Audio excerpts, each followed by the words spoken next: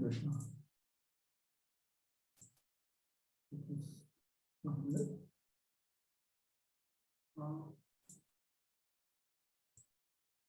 Point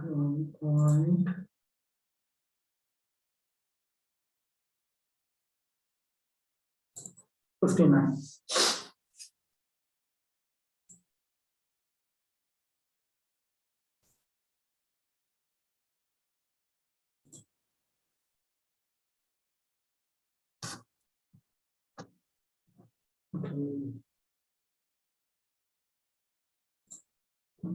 Okay.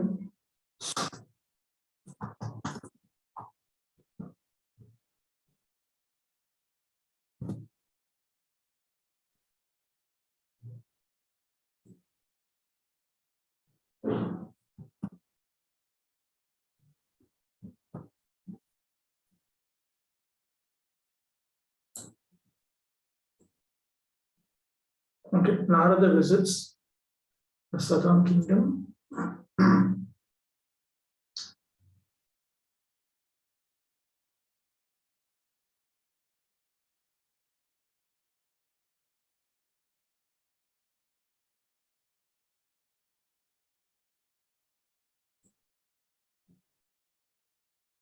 This is correct.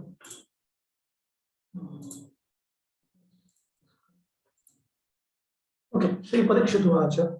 Tato Nripavaram Drashtum Tadeshe Narado Rajam Deva Pujotsavas Tatra Tatra Kshata Prajaha. Sri Parikshit said, Narada then went to the country of that best of kings to see him. Wherever Narada went, he found the people absorbed in festive worship of the Lord. Nripavaram Tammeva Maharaja. We went to see that king, the king that Brahmana had spoken about. And the effect of that king's ruling his kingdom was that people were absorbed in festive worship of the Lord. Deva Pujotsavasaktaha. They were absorbed in festive worship of the Lord. Harshena Vadayanvinam Rajadhanim Ratodhikam Viproktadapi Sampashyan Sangam Yo Vachatam Nripam. Narada arrived at the capital, vibrating his veena with delight, seeing even greater splendor than the Brahmana had described. He approached the king and spoke. Viprokta Dashashvamedati Sambhashitam Yoso Brahmana. The Brahmana and the Shashvamedha had told this king about, told Narada Muni about this king. Tena kintu dakshina deshe yah ityadina yaduktam deva pujadikam tatophi adhikam sampashinana. He experienced that the king and his kingdom was more glorious than what that Vipra had spoken. So it was fact. It was not that he just spoke some things out of humility. Narada praises the southern king. In Narada Vacha, Tvam Shri Krishna Kripapatram Yasya Drik Rajya Vaibhavam Salloka Guna Dharmartha Jnana Bhakti Bhiranvitam. Narada said, you are the real recipient of Shri Krishna's mercy. After all, your kingdom is so opulent. It has the best citizens, endowed with the most excellent character, religiousness, prosperity, knowledge, and devotion to God. Yasya tava sadbhir utkrishtai lokadibhir anvitam tatra loka prajaha. It has such excellent citizens. Tatra loka prajaha. Tesham sattvam purvoktena swadharmadi paratvena.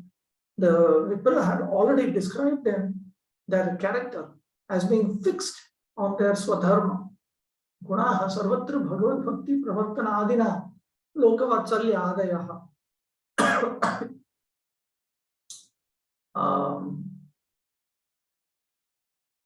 They were having various excellent qualities. They are very much interested in propagating devotional service unto the Supreme Personality of Godhead everywhere. They are very affectionate to the world.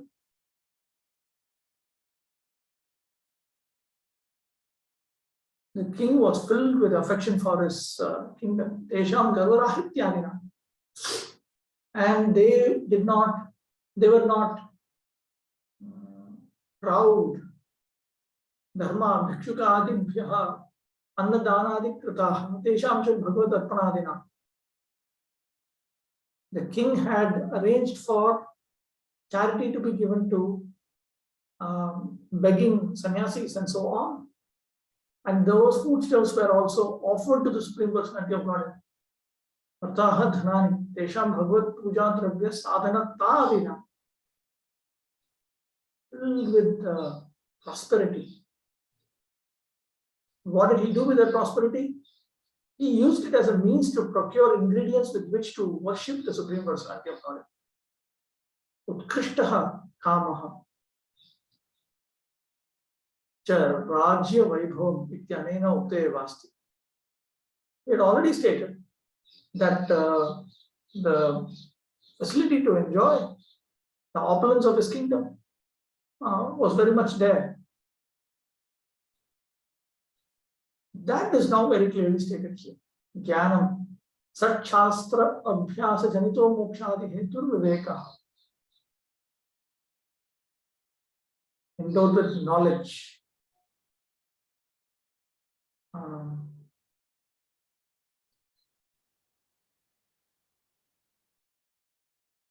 The opulence of his kingdom was endowed with, amongst other things, knowledge.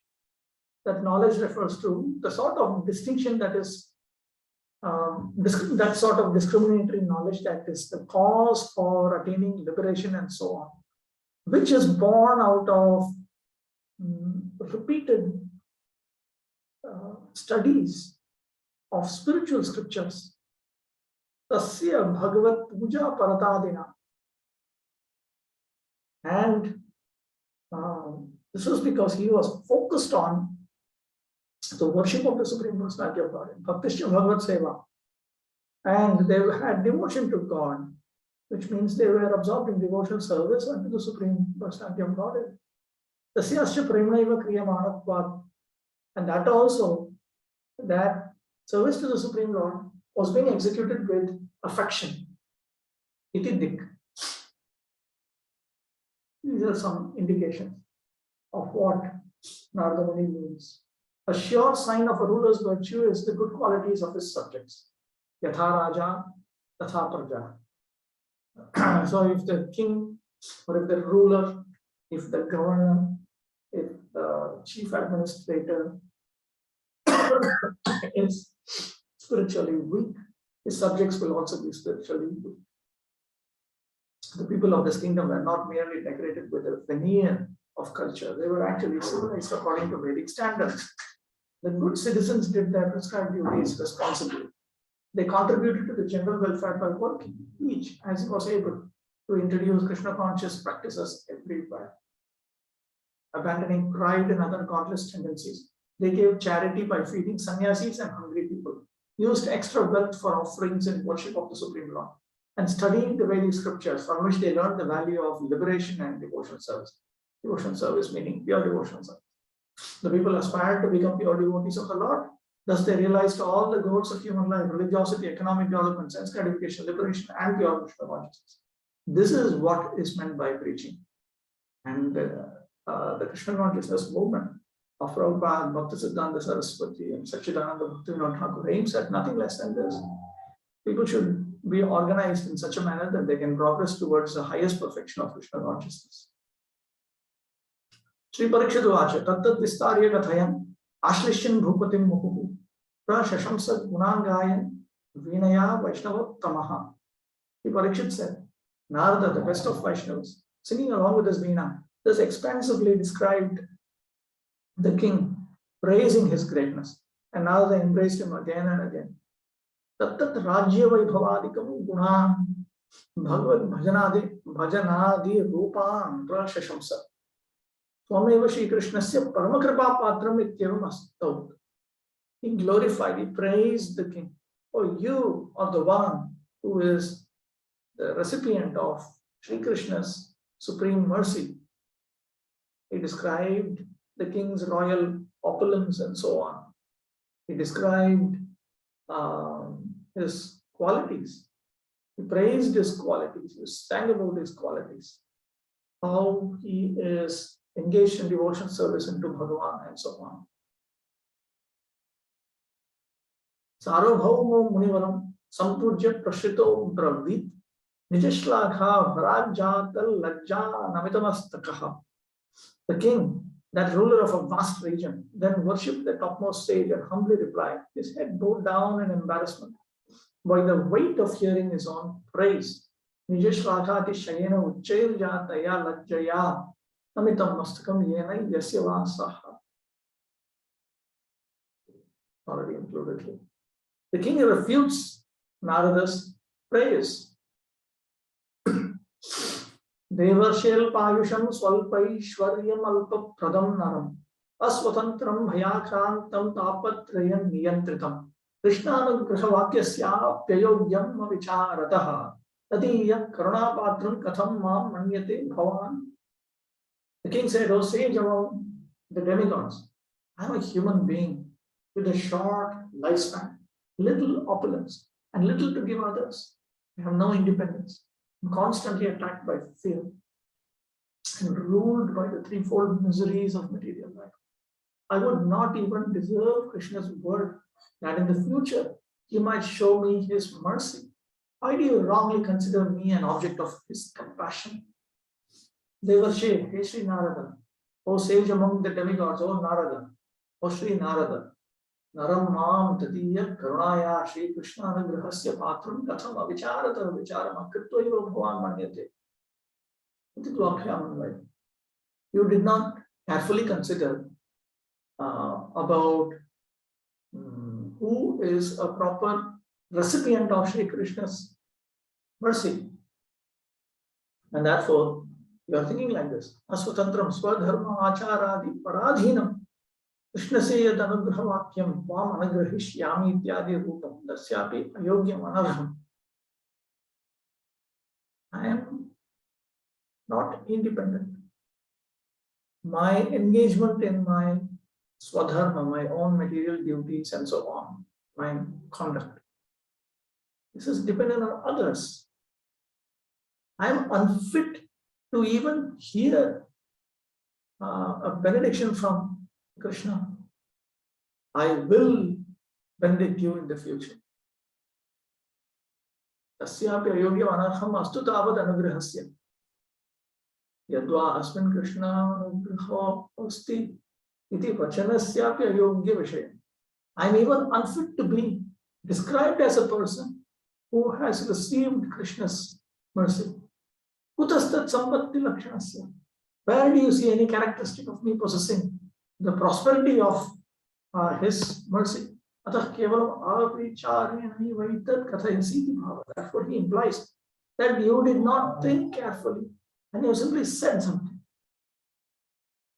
The king thought Narada could have mistaken him to be a favored devotee of Krishna only by failing to see his natural good discretion.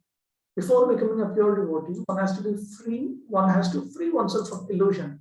But the king's opinion of himself was that he was still Maya's slave, subject to the tyranny of ritual duties. What to speak of having realized his relationship with Lord Krishna? He felt he did not even deserve that the Lord promised, I will show you my favor someday. Or understanding Krishnanagrahavakyasya in another sense, he did not deserve to have anyone say, this person is favored by Krishna. The king directs Narada to the demigods. Deva eva dayapatram Vishnor Bhagavatah kila Pujyamana Narev Nityam Tejo Maya Sharirinaha. The demigods are the real objects of the Supreme Lord Vishnu's mercy.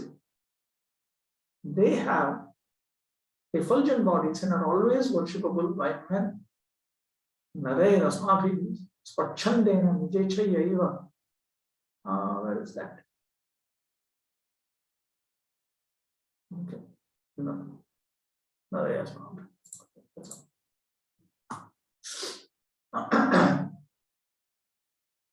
They are always worshipable by men, meaning they are always worshipable by us. Nishpapa, Satvika, Dukha, Rahita, Sukhina, Sata, Swachanda, Charagatayo, Bhaktecha, Varadayaka. They are sinless, fixed in goodness, free from distress, and always happy. They act and travel however they like. They give their blessings by granting what their devotees desire. Swachandena, Nijechayaiva, Acharo Gatischa, Gamanam Yesham Te. Their conduct and their movements are according to their own desires. Manishyavat Vithi Paratan Triyadya Bhava, because they are not under regulations like human beings. Akasha Marga Gamit Cha, because they travel through the air spaces. Bhaktanam Nijasevakanam Ichaya Varasya Dayakaha. They grant the benedictions as per their own desires.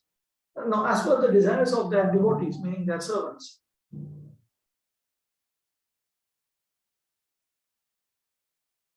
And there's not any exaggeration here. This is not just some pious exaggeration. Show you.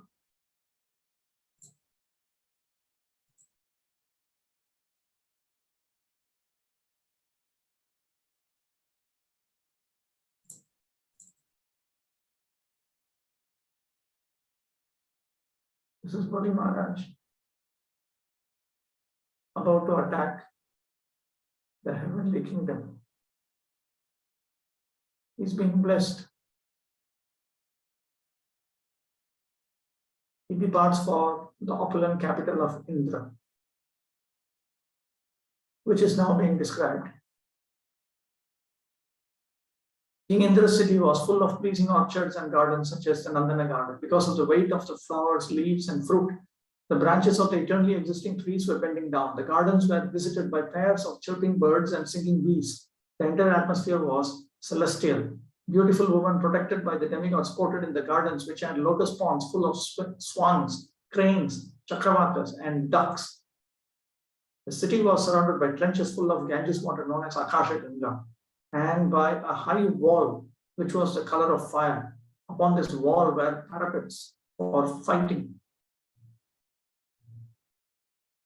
The doors were made of solid gold plates, and the gates were of excellent marble. These were linked by various public roads. The entire city had been constructed by Vishwakarma. The city was full of courtyards, wide roads, assembly houses, and not less than 100 million airplanes. The crossroads were made of pearl, and there were sitting places made of diamond and coral. Everlastingly beautiful, youthful women who were dressed with clean garments glittered in the city like fires with flames. They all possessed the quality of Shyama. The breezes blowing in the streets of the city bore the fragrance of the flowers falling from the hair of the woman of the demigods. Apsaras passed on the streets which were covered with the white, fragrant smoke of aguru incense emanating from windows with golden filigree. The city was shaded by canopies decorated with pearls, and the domes of the palaces had flags of pearl and gold. The city always resounded with the vibrations of peacocks, pigeons, and bees, and above the city flew airplanes full of beautiful women who constantly chanted auspicious songs that were very pleasing to the ear. The city was filled with sounds of mridangas, conch shells, kettle drums, flutes, and well-tuned stringed instruments all playing in concert. There was constant dancing, and the Gandharvas sang. The combined beauty of Indrapuri defeated beauty personified. Now you may say, so what? Now, well, listen to this. Yamna vrajantya dharmishtha khala bhuta druha shatha manina kamino lubdha evirhina vrajanti yat. No one who was sinful, envious, violent toward other living entities, cunning, falsely proud, lusty, or greedy could enter that city. The people who lived there were devoid of these faults. This is the place that is the city of Indra. So it is not that sorry, there's no exaggeration here. They are sinless, fixed in goodness, free from distress, and always happy. Yesham hi bhogyam amritam mrityu rogan jaradihrit swechayopanatam shutrid badha bhave pituhtidam. Their food is the nectar of immortality, which does away with such miseries as death, disease, and old age. Though not forced by hunger or thirst, the demigods enjoy great satisfaction in partaking of this nectar by their own sweet will. Yesham devanam mrityu roga jaradi harati tatha tat adi shabdena klama sweda daugandhyadi, which does away with such miseries as indicates that you can also, this nectar of immortality also does away with exhaustion, perspiration, stench. You don't feel, there's no any unwholesome or bad smell, and so on. Nano nahi devanam chudhati pida vartate sada sukhina ityadi tada bhavecha bhogana sukhdaha. One might object that it's stated that they are always happy, and it is stated that they don't have any, they're not tormented by hunger and so on. But in the absence, how can enjoyment be give rise to happiness? Tatra chudditi. Chuddhadya bhavepi devai sukhena iva tat upavujyate ityartha. Even though they do not have hunger and so on, simply out of their own happiness they enjoy by eating this.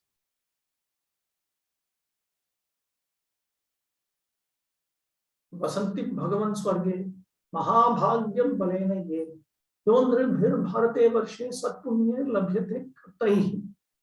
O godly Narada, on the strength of their good fortune, they live in the realm of heaven, which humans on earth can attain only by perfect pious work.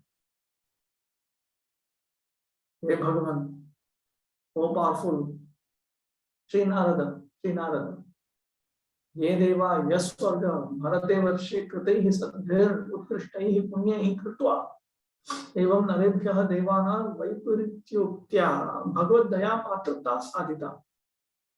So these devas, this Swarga, all of this can be attained when one executes pious activities.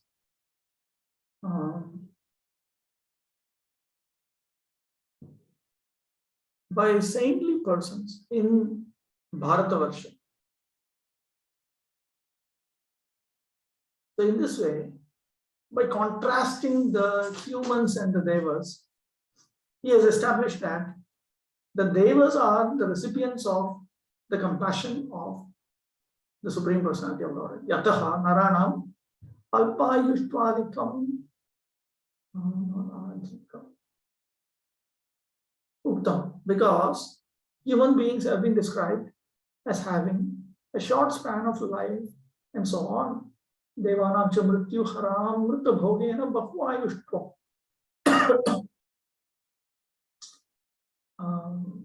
However, the devas have been described as having a long span of life because they can enjoy the nectar which takes away death.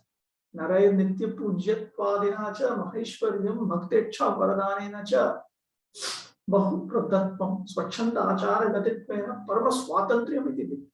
There's also an indication here that they have great opulence because they are being worshipped and so on constantly by human beings, and they are and they award benedictions to their devotees according to their desires. So from this we understand that they are very charitable, they give a lot. And we also understand that because their movements and their conduct or independent. They are exceptionally independent in their behavior. Naranamapi deva vai parityena anyatapi lakshanam muhyam. And if one contemplates further, he can discover further contrasts between human beings and the devas. Evam agrepi. This is implied even in the future. The saintly king proposes that the demigods are the most favored devotees of Krishna. To demonstrate this, he contrasts them with ordinary human beings. Humans like himself acknowledge the superiority of the demigods and worship him in Vedic sacrifices. The demigods, less encumbered than humans by physical restraints, are free to travel as they like, even flying in the sky without vehicles. Some rich and powerful humans may be famous for charity, but the demigods have universal powers by which they can fulfill all their worshippers' desires. The soma nectar the demigods drink frees them from death, disease, and old age, and as implied by the word adi and so on, also from fatigue, perspiration, bodily odor, and other embarrassments. Since the demigods are never hungry or thirsty, one might question what benefit they derive from drinking their soma. The king answers that they enjoy soma very much. Their pleasure is more subtle than the annamaya, the gratification of ordinary eating and drinking. Compared with the mortals of earth, the inhabitants of heaven seem immortal and independent. They must therefore be most dear to Lord Krishna.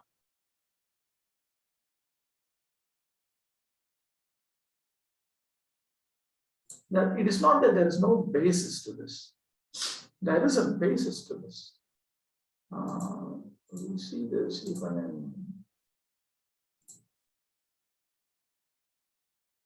Krishna book.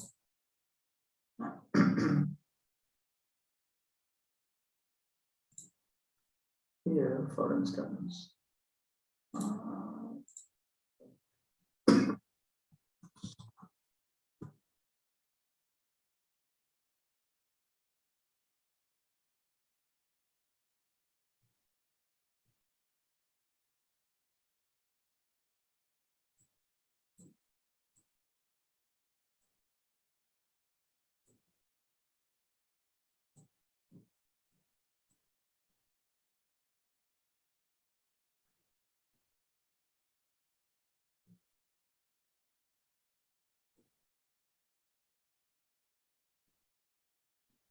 yes, let's see.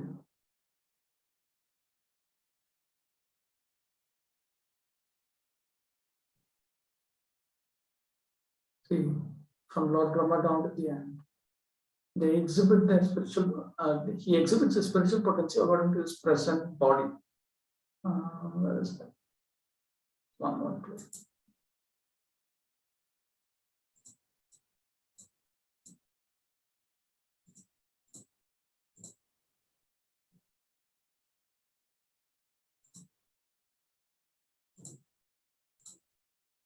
I'm not getting it right now.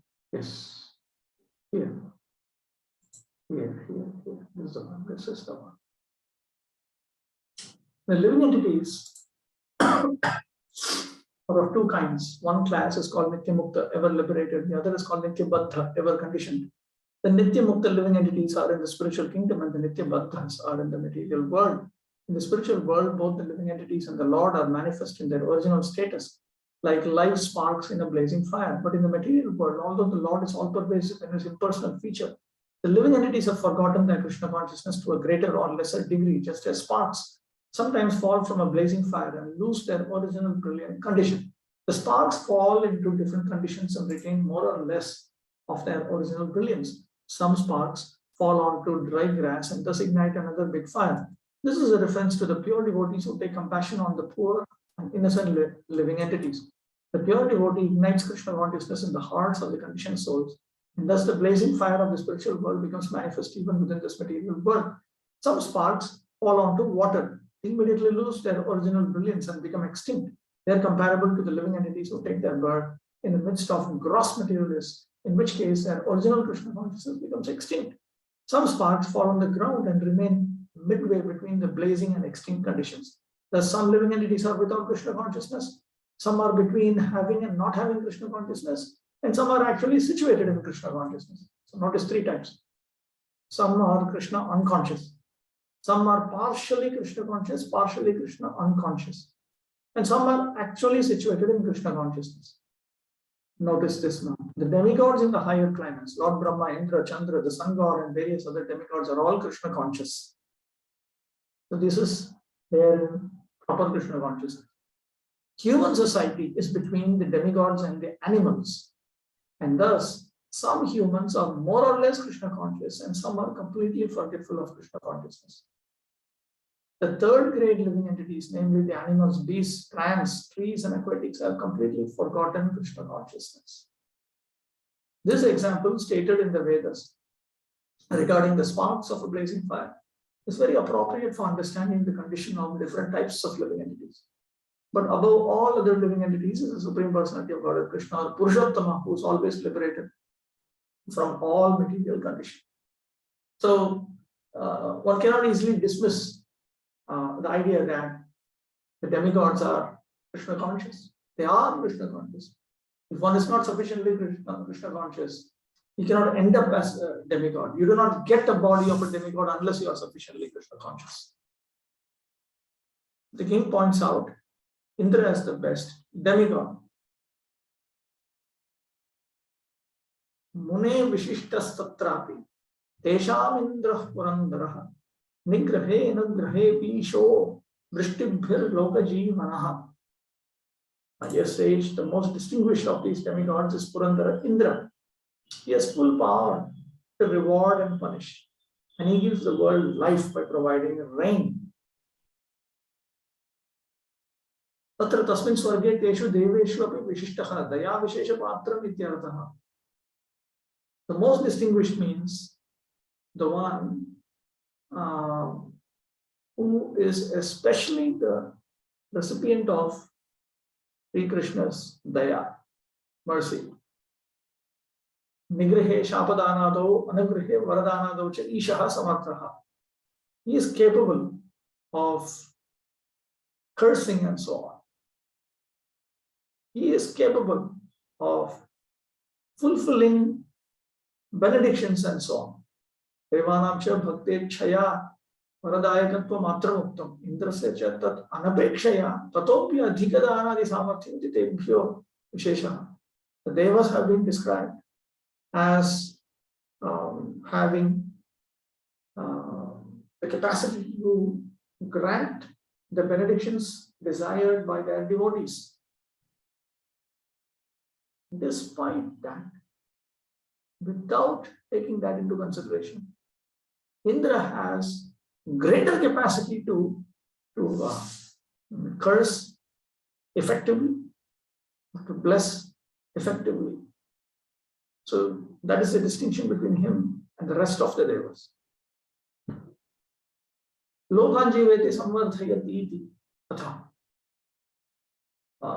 He gives the world life by providing rain. He enriches the world. He helps the world grow. Purandara is the name of the current king of heaven.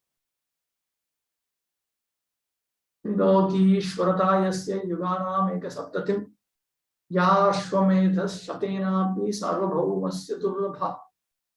He rules the 3 planetary systems for 71 celestial ages. Length of sovereignty no mundane king could earn, even by 100 horse sacrifices.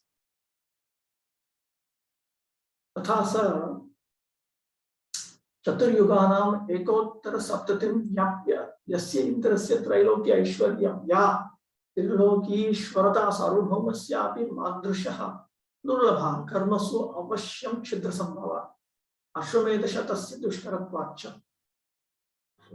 There's reasons why he's saying all these things.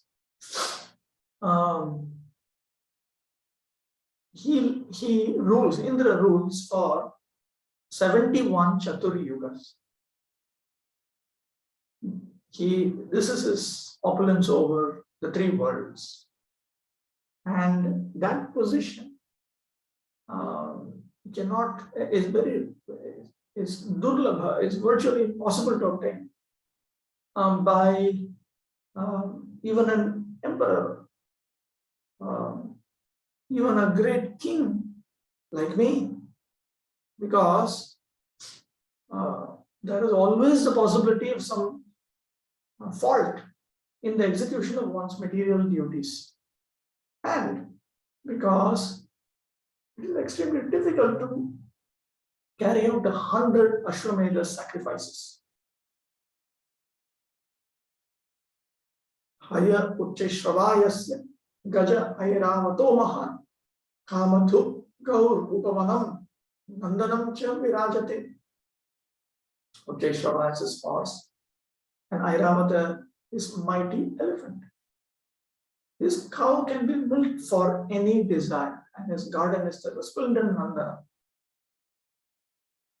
Ayo Mahan Gadascha Mahan Amritam Mathalod Bhutataya Sarvasreshta Gunavat.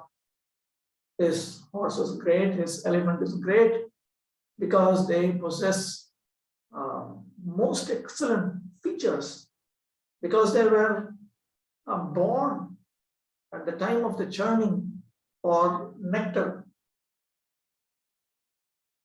The king proposes that among all the demigods in heaven, their king Indra is the most special recipient of Krishna's mercy.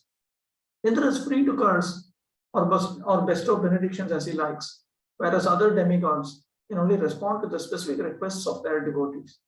The king says, I'm just a ruler of a few districts, but the king of heaven gives life to the universe. He rules the three worlds for a span of time unimaginable to a small king like me. Theoretically, one can attain the post of Indra by performing 100 faultless Ashwamedha sacrifices. But even the rare king competent to attempt such a performance is almost sure to commit some mistake in the course of them. Indra's horse and elephant are greater than all others because they were born from the churning of the milk ocean, which you can read in the 8th canto. Parijatadayo yatra vartante kamapuraka kamarupa dhara kalpa dhruva kalpa latanvita.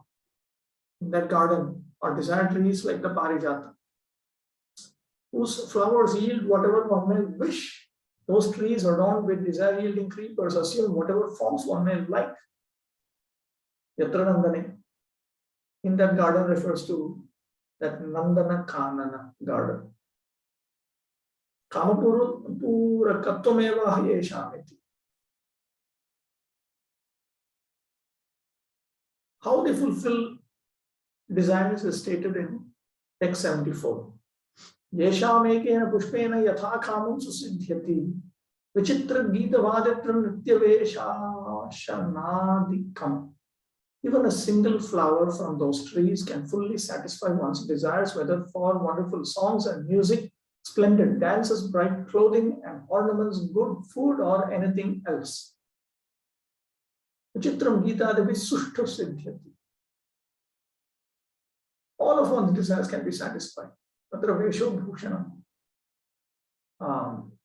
The word Vesha, where is that? Vesha refers to ornamental clothing. Adi Shabdena Pana Shayanasanadi. And the word Adikam and so on refers to good drinks, a good bed to sleep on, good chairs to sit on, and so on.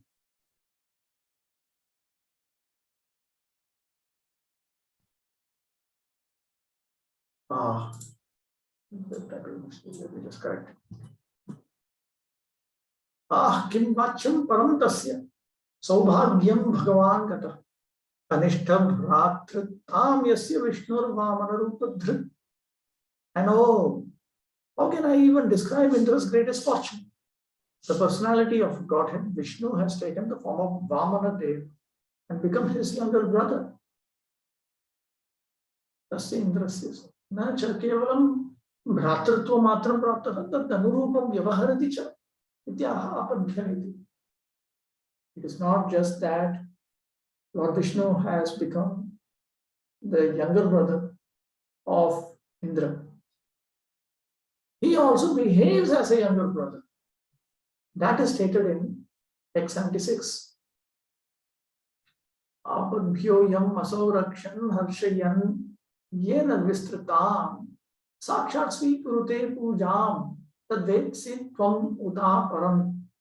Lord Vamanadev encourages Indra by shielding him from dangers and by accepting in person the elaborate worship Indra offers. But of course, you already know this and much more. Yam Indram asau Vishnu yena Indrena vistratam vistarena kritam pujam sakshat svikurute swayam eva puja dravyam grahanam. Lord Vishnu personally accepts the objects used to worship him, the objects that Indra uses to worship him. Thus is Aubhagyaviti Purvena eva Anvayaha. So this is the great fortune, good fortune of Indra. Tadiyam Saubhagyam Utapi Param Api Kanishta Bhratratvena Shiv Vishnu Laranadikam. So you know about his good fortune. You know that more than this, he affectionately takes care of Sri Vishnu, considering him to be his younger brother. Yadva yaduktam aduktadam yachat pumeva janasi imaham tad varnayami ityartha. And you know much more than this. What is there for me to say? Lord Vamana is not Indra's brother only in theory. He acts as a younger brother should, allowing Indra the pleasure of taking care of him. Indra insists on worshipping him as God, but Vamanadev reciprocates by gracefully accepting the offerings in person. Iti Shri Bhagavatamrita Bhagavad Kripa Sar Nirdhara Khande Bhaumo Nama Prathamodhyaya. Thus ends the first chapter of part 1 of Srila Sanatana Goswami's Bhagavatamrita entitled Bhauma on the earth.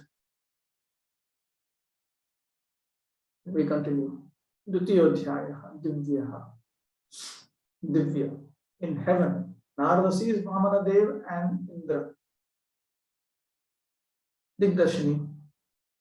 Sri Sanatana Goswami's own commentary begins with Adhyadhyayetra Krishnasya Parama Prashtha Nirnaye Martyotkarsha Apakarshohi Nichochapeksha Yodito. In the first chapter in this book, while describing who is dearmost to Krishna, it was pointed out that the exalted and lowly features of mortals are actually have been described in order to help us understand what is actually inferior, what is actually superior. Ahadhyay dvitiyetu tathayvendra swayam bhuvo utkarsham apakarsham cha nikrishtotkrisha vikshaya. So it was pointed out that in the second chapter it is pointed out that between Indra and Swayambhu Brahma,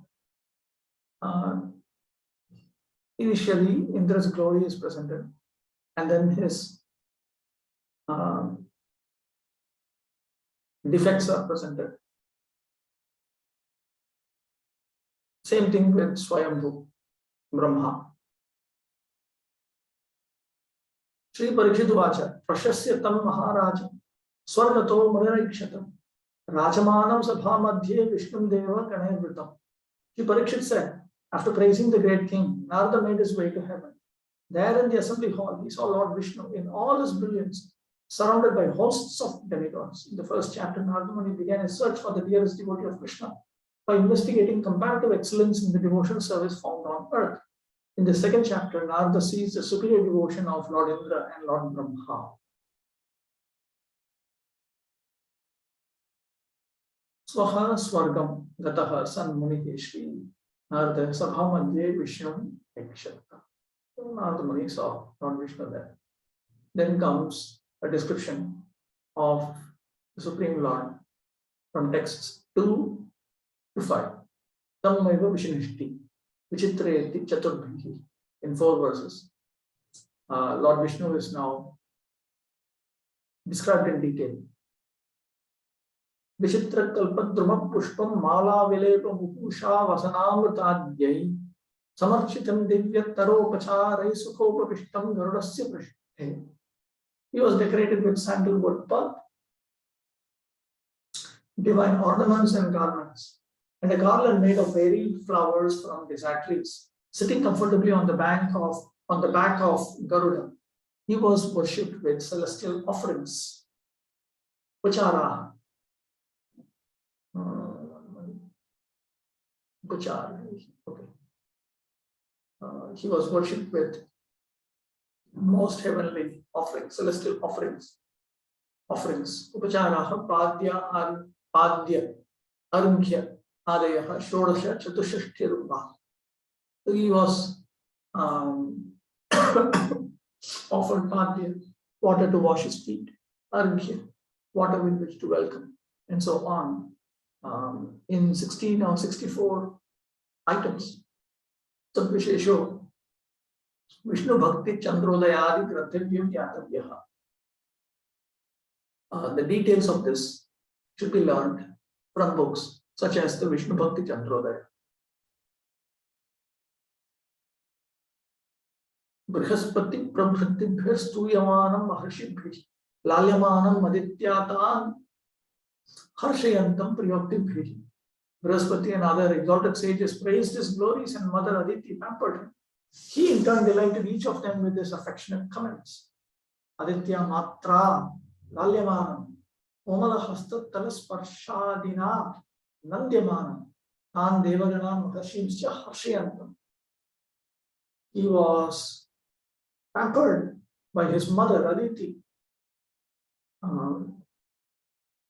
She touched his soft lotus hands. So in this way, she was pampering him while he delighted those devas as well as the great sages. Siddha Vidyandra Gandharva Sarobhir Vividaistavai Jaya Shabdair Vadya Geeta Nrityasya Paritoshitam. Siddhas, Vidyadharas, Gandharvas, and Apsaras recited prayers. They cried all glories to you and sang, danced, and played music, all for his pleasure. So he was being satisfied by all of them. Siddhadivika Tribhi, Vividaistavadibhi Kritva, Paritoshitam. So he was being satisfied by the prayers and so on of varied kinds offered by the Siddhas and so on. Tatra Siddhaistavai, Jayashabdeshya, Vidyadharadivistu, Yathakramam, Vadyadivir iti vivekaha. So here, it is understood, it should be understood that the Siddhas, they offered prayers and they cried, all glories to you. The Vidyadharas and others, respectively, they sang. There is one. They engaged in instrumental music and so on. So Vidyadharas played instrumental music. Gandharvas were singing. Apsaras were dancing.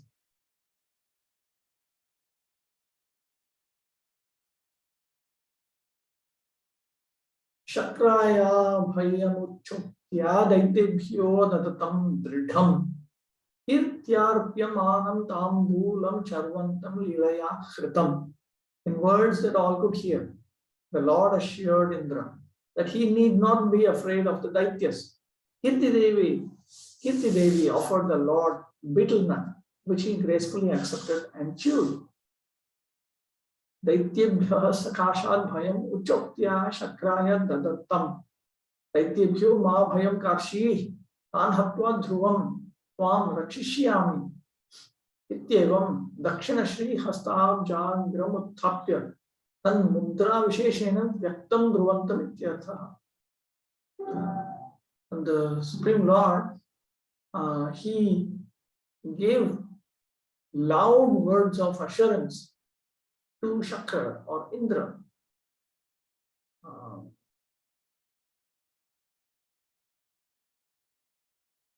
that he should not be afraid of the Daityas. Don't be afraid of the Daityas.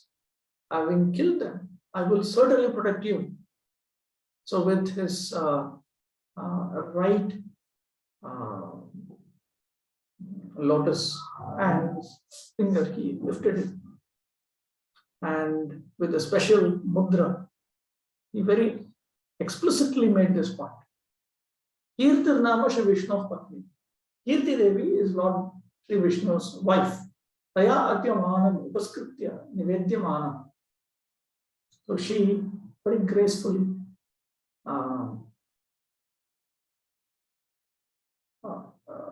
he was being very gracefully offered various items by her. Lilaya Akhritam Angushta Tarjanya Grabhyam Grihitam Sa. So with his fingers, he grasped what she gave. Narada saw the demigods worshipping Lord Vamanadev in the assembly hall of Indra, the Lord's elder brother. Srila Sanatana Goswami comments that the demigods were following one of two standards described in old textbooks on deity worship, like Vishnu Bhakti Chandrodaya. The common standard in which 16 items are offered for the Lord's pleasure, beginning with Bhatya and Arghya waters, or alternatively, a more elaborate worship with 64 items. While the worship was being performed, the Lord's mother Aditi held his soft hands and cared for him in various ways. The Siddhas recited prayers for his satisfaction. The Vidyadharas played musical instruments. The Gandharvas sang, and the Apsaras danced. The Lord told Indra not to fear the Daityas, for the Lord would protect him, if necessary, by killing all the demons. As he said this, he raised his right lotus hand in the gesture of fearlessness. Abhayadana Mudra. Then Kirti Devi, Lord Vamana's wife, lovingly offered him some betel nut she had carefully prepared. He happily took it between his thumb and first finger and elegantly placed it in his mouth. Yadyapi Purvoktaritya, Shri Naradasya Shakrena Saha Sambhashanam Mukhyam Prayojanam. Natu Shri Vishnu Darshanam, Nathapi Bhagavatas Tasya Sarvadevagana Pradhanataya Bhuvitaha Nija Mahatmya Vishesha Prakatanena Tat Prak Tasmin Neva Drishtir Ut Patatiti Prathamam Tad Darshanam Uktam. Even though, in accordance with what was stated previously, Sri Narada was only primarily interested in talking with Indra, not in seeing Sri Vishnu. Still, because the Supreme Personality of Godhead is the chief amongst all the Devas, he wanted to exhibit a special glory of himself, greater than what is seen in Bhumi, on earth. So, before the Lord could manifest his opulence, his eyes, Narada's eyes, fell on the Supreme Lord, and therefore it is described that he saw the Supreme Lord. Tadapi Shakram Vishayakar Tati Yad Daya Vishesha Bodhanayai Veti Dik. Still, it is an indication that from this we can understand that the Lord had a special mercy for Chakra or Indra. Evam agre brahmaloke piyuhyam. This should be inferred to be happening even in Brahmaloka. Even when he goes to Brahmaloka, he will notice the Lord's mercy on Lord Brahma. And at that time also, he will see the Supreme Lord in Brahmaloka. Seeing all this, Narada was very much pleased. Although he had come to the court of heaven to meet Indra, he was first able to see the Supreme Lord worshipped by the assembled demigods. The worship was appropriate because Lord Vamana is the most important resident of the heavenly region. In this scene, the Lord not only showed his supremacy, but also revealed his favor toward Indra by accepting his worship. Shakram cha tasya mahatmyam kirtayantam muhurmuhu swasmin krito pakaramscha varnayantam mahamuda. Continuously chanting the Lord's glories, Indra described with great joy the ways the Lord had helped him in the past.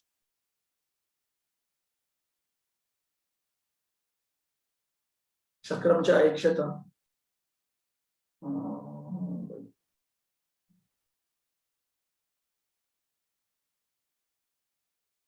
तस्य विष्णोर् महात्म्यं भक्तवात्सल्यादिकं स्वस्मिन् चक्रे विषये कृतान् उपकारान् बलिगृहीत त्रैलोक्यैश्वर्य निष्पादनादीन् वर्णयन्तम्.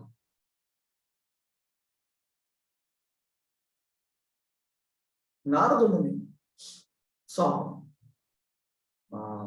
Chakra, Indra.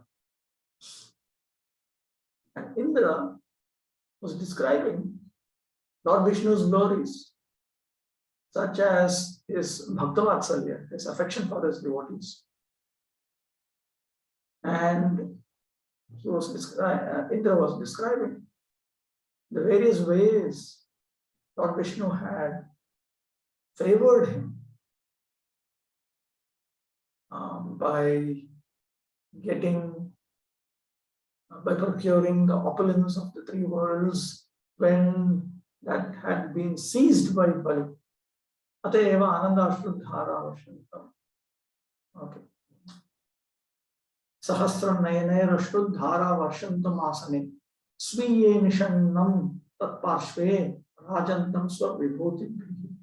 Indra shone forth in his own opulence as he sat on his own throne next to the Lord, shedding from his 1,000 eyes a downpour of tears. Therefore, Anandashruddhara Vashantam Tasya Vishnu Vashve Sviye Indriyasane Nishanna Asine Swabhibhuti Chatra Chamara Lankaram Vahanaditi Shobhavana. So Indra, he shed streams of tears. He sat on his own throne next to that Lord Vishnu, and he shone with his own opulences, with his unique umbrella, with the chamara fans, the various decorations that characterizes him, with his vehicles and so on. It was natural for Indra, the ruling king of heaven, to have his own throne in his assembly hall. Yet while his servants stood by holding his royal paraphernalia, his umbrella, chamara fans and so on, Indra worshipped the Supreme Lord in the person of his younger brother. Indra loudly chanted the Lord's glories, describing the Lord's kindness to his devotees and his other attractive qualities. Indra then recalled the special favors repeatedly shown him by the Lord, such as the Lord's regaining for him the rulership of heaven, which had been seized by Balidaityaraj. Atha Vishnum Nijavase Rakshantam Anugamyatam Tabhayam Agatam Shakram Ashasyovacha Naradaha. Lord Vishnu then proceeded to his own residence. Indra followed him for some distance and then returned to the assembly hall, where Narada greeted him and began to speak. Tam Tadrisha Mahabhagyavantam Shakram Sabhayam Agatam Santam Uvacha Vishnu Sakashat Tad Prastavasya Ayogatvat Ashasya Jayashir Abhinandya.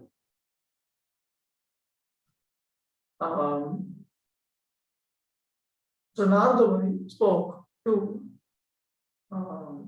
Shakra or Indra, who had returned to his assembly hall. Indra was such a greatly fortunate person. In the presence of Lord Vishnu, it would have been inappropriate to talk about his glory. Therefore, Narada Muni greeted him after Indra returned to his assembly hall without Lord Vishnu.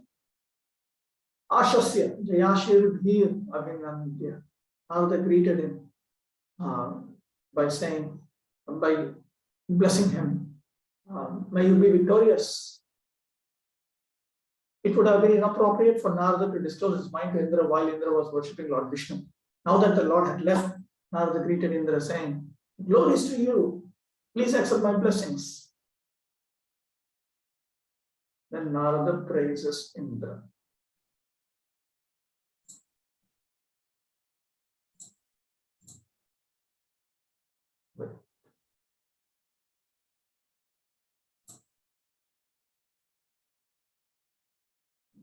put it down. Practice.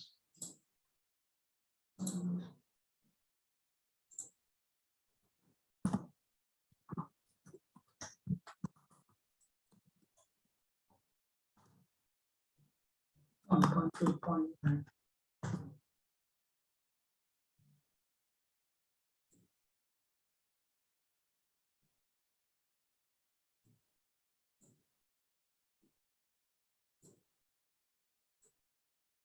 Prem Gosundar.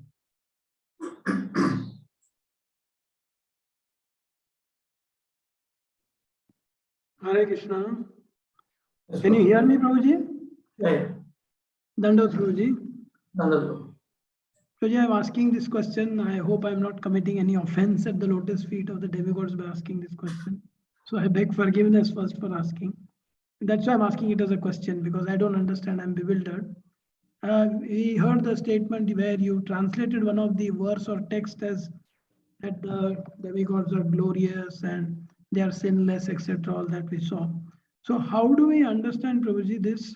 Because we hear from Bhagavatam that King Indra went and he enjoyed with Gautam Rishi's wife, and then the moon god, he kidnapped Brihaspati's wife. So this is all very bewildering. How do we understand this statement in light of that? I mean, can you throw some light on that? And I'm sorry, I apologize once again if this statement. Occasionally, in order to make them humble, the Supreme Lord himself impels them to do something wrong, and then receive a lot of criticism, condemnation, and go in the record. They are Sakama Bhaktas who want to become Nishkama Bhaktas through experience of the fulfillment of their material desires. Therefore, they're on the slow track. They're on the gradual track. They want to attain spiritual realization gradually, very, very gradually. We know Artoji ki asura arthati gyani cha bharatashapha chaturvidha bhajante mam jana sukriti norjana Artoji ki asura arthati gyani cha bharatashapha. So Sri Baladev Devotional Prabhu says that Gyani refers to a person who has knowledge about his position, the position of the Supreme Lord and the relationship between oneself and the Supreme Lord. In other words, he has knowledge of the Sambandha. Whereas the first three, they are interested, they have their own motivations for coming to the Lord. So what happens to the first three? The first three, Bahunam Janmanamante Gyanavan Mam Prapadyate. After several lifetimes of going through a lot of material happiness, then they come to the Jnana platform. They also become Jnanis, Jnanavan, same as Jnani. Mam Prapadyate. Then they surrender unto the Supreme Lord.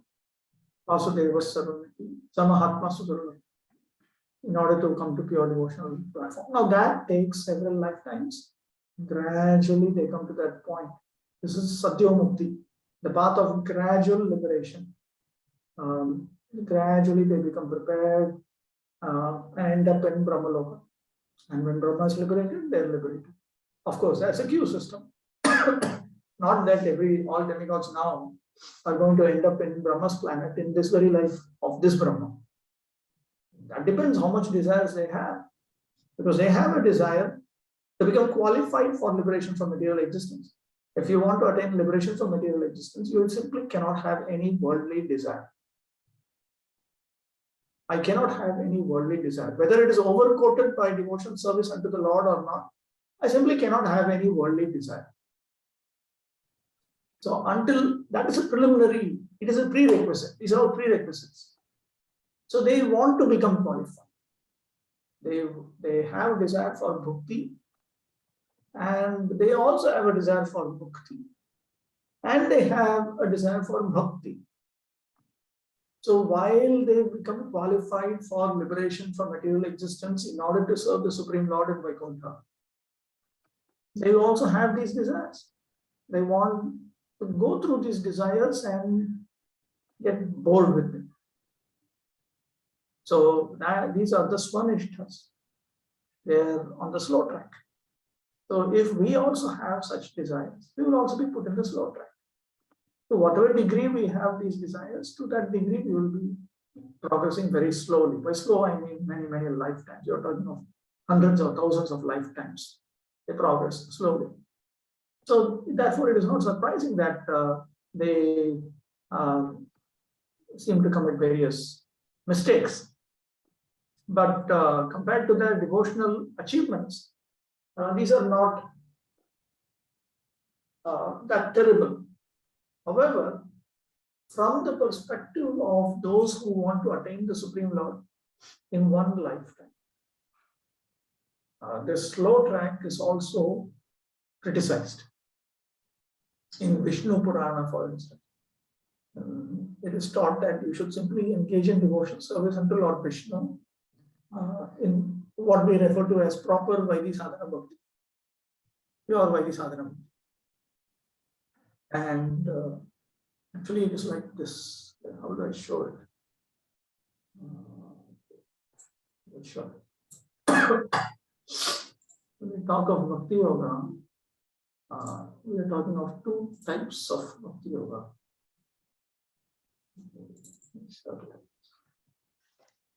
We know that there is Shraddha, Sadhu Sangha, Vajana Kriya, and so on, until one attains Prema. We know that. But Bhakti Yoga can be executed two different ways. One is what is known as Pradhani Bhuta Bhakti. One can engage in maximized means except for what one actually requires in his to sustain his body. He is engaged in 9 types of devotional service, one or more of 9 types of devotional service all the time. So bhakti is very high, very much intense. Or just a small amount of time goes for fulfillment of one's material duties within dharma, no adharma, no sinful activities, no offenses, just to maintain one's body. This type of engagement in devotional service, Vishwanath Chakravarti Thakur calls it Pradhani Bhuta Bhakti, which means maximized bhakti. Then there's another track of Adhatu Prema.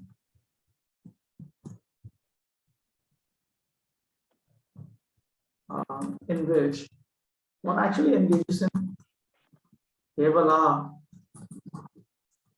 Kevala Bhakti means he actually gives up all material duties, like a sannyasi, only engages in devotional service. This is called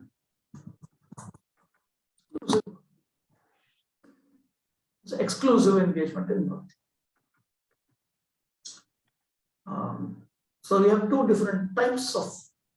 This is actually what we will study is Raga Bhakti, and this is Vidhi Bhakti. This takes you to Vaikuntha, this takes you to Gauranga Vrindavan. So from here, one can also go to this. It's not that you are condemned, that you have to be here or there. You can go here. Just as here in this track, one has faith, unbreakable faith. Unbreakable faith in what? Unbreakable faith in Pradhani Bhuta Bhakti. That I should actually be engaged in devotional service unto the Supreme Lord. Say out of 18 hours a day, maximized means something like 12 hours a day, I should be focused on devotional service unto the Supreme Lord. That is my main activity. But I need to maintain myself. So therefore, I spend the rest of that time in dealing with my family and this and that. But mainly my primary activity is this. So he will have that type of Shraddha. And he believes that if he executes that, then he will be able to attain the highest perfection of love of the Supreme Personality of God. So you will have that kind of Shraddha, that kind of sadhu sangha, that kind of bhajana kriya, and so on. So this is, within one lifetime, one can attain the spiritual world. This is even faster than that. One can attain the Supreme Lord in Samadhi, even when he is within his body. But both are pure. This is pure, because one has only desire to please the Lord, and this is also pure. Here also one has only the desire to please the Lord. However, there is the other type, minimized bhakti. That is Guni Bhuta Bhakti, that is not considered Bhakti Yoga at all.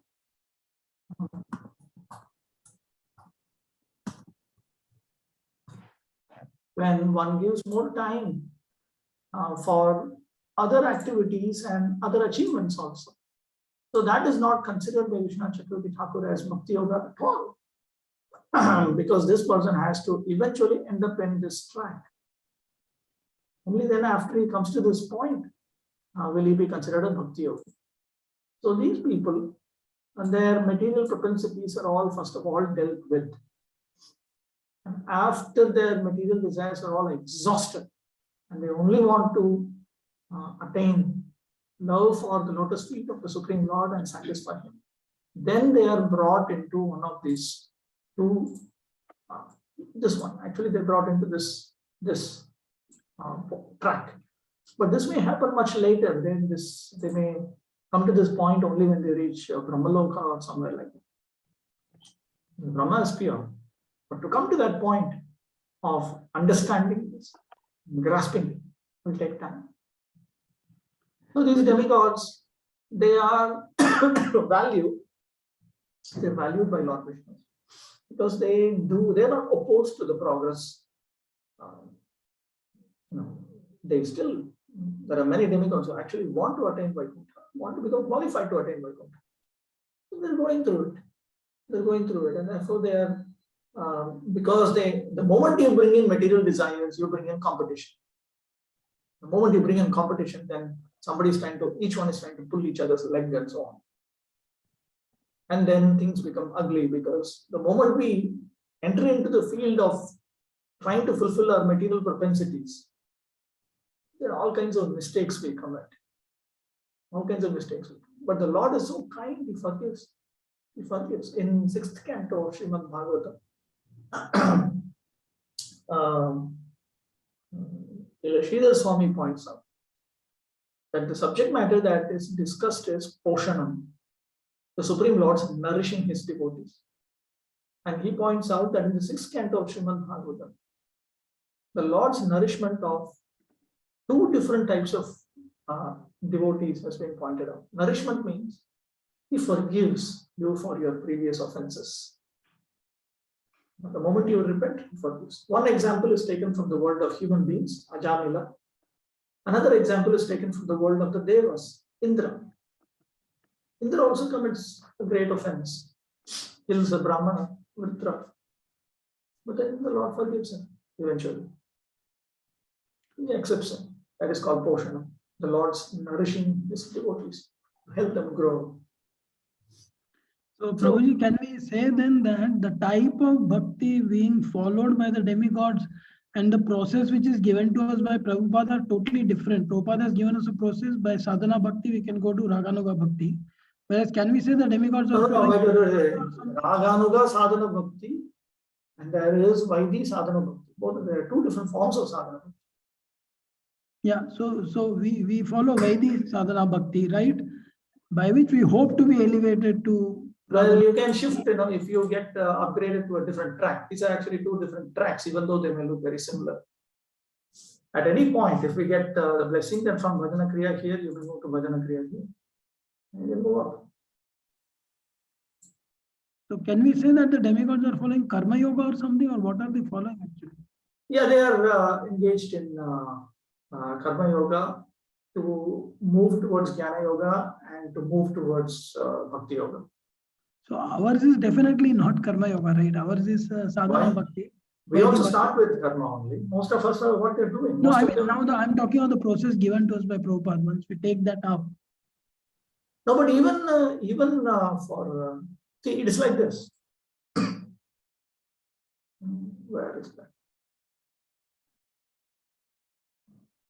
See, even for us, Prabhupada is recommending this only. He's not recommending minimized bhakti. He's not saying you be a congregation member and some few hours a day you do Krishna consciousness. He is saying you give up all that and you do this. So this is why the sadhana bhakti, right? With which we hope to be elevated to Raganuga Yes. bhakti sometime. It's okay, but see, first of all, in this process, the primary activity is devotional service unto the Supreme Lord. Time, it's not simply some consciousness.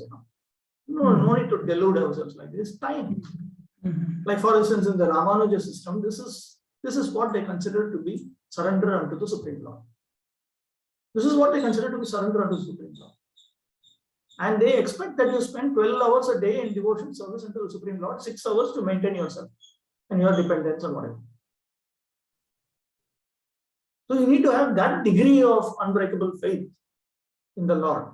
If you think that, no, if I do that, it's highly impractical, that means you don't have faith in Krishna at all. You don't have faith in Narayana at all. You don't have faith. Basically, you haven't come to that degree of faith. Your faith is actually like the faith of those engaged in minimized growth. Something little bit, you will take some diksha, you will first engine, second engine, something you will do. And at least he has that much faith. There are non-devotees who would think that even if you chant 16 rounds, it's a waste of time. There are so many non-devotees who think like that. Relatives of devotees and all, they think like that. That means they don't even have faith that a few hours a day you should engage in Krishna consciousness. Whereas some others have this much faith that I should do at least few hours a day I must do. That is minimized bhakti.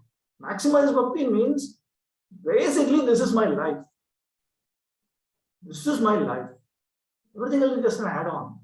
Just a tinge of time for material beauties.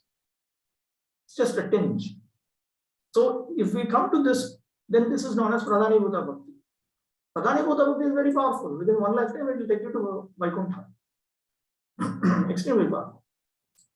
Then I have to decide whether I am ready to come to the point of Kevala Bhakti. What does it mean? Now, I have no desire to engage in Kevala Bhakti. Then where is the question of Raga and this and that? That is that Raga. That is that Raga Bhakti. You close your eyes and you jump towards Krishna with unbreakable faith.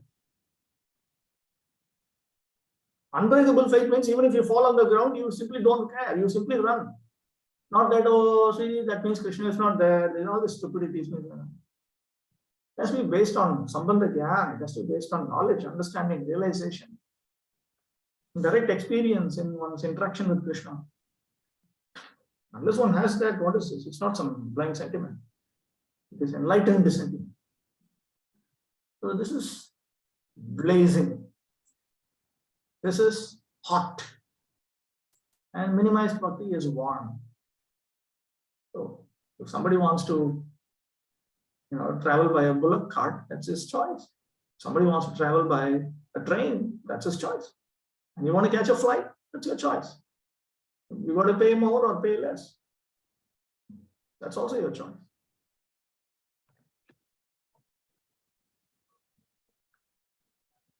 But when the devas do, they are also exalted devotees. Not that just like for instance, we may be catching a lift and there may be a staircase. And somebody might have climbed the staircase. He might have reached, let's say, the 10th floor. I'm also coming to the 10th floor. But he reached me before I reached. So now I cannot say that I'm superior to him because he came before me. He might have climbed the stairs, but he came before me. He's on that platform.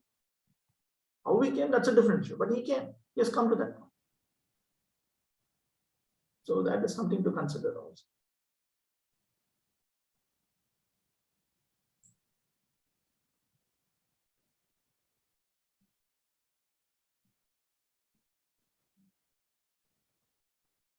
Anything else? Okay. Further discussions we can have it on Telegram. Manchakapadu Vyashya Pasantikya Vacha Patitanam Pavanebhyo Vaishnavebhyo Namo Namaha.